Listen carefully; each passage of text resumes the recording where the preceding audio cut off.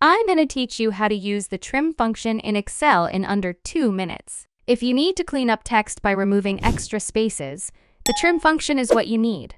Let's get started. Here we have a table with a list of products in column B. This data contains extra spaces at the beginning, in the middle, and at the end of the text entries. To get started, let's begin by entering the trim command. The trim function takes a single parameter, which is the text you want to clean up. In our example, we'll select cell B2.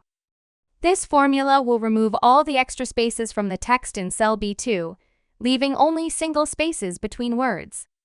Press Enter, and you can see that the text in cell C2 is now cleaned up with all the extra spaces removed. Now drag the formula down to apply the trim function to the rest of the rows and clean the remaining text. Now we have the cleaned version in column C, but we also have the original information in column B.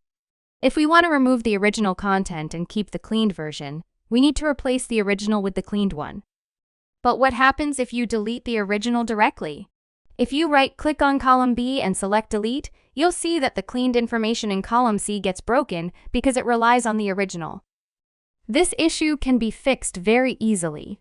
But before we continue, if you want to become an Excel master, I'm giving away my $397 beginner to expert Excel course for free to all my subscribers.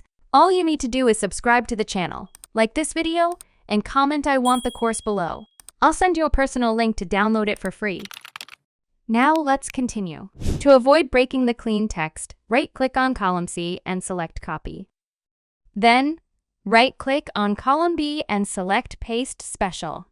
Choose Values and click OK. This will replace the original text with the cleaned text. Finally, you can delete column C by right-clicking on it and selecting Delete. Now you have the clean text in column B without any extra spaces. And that's how it works.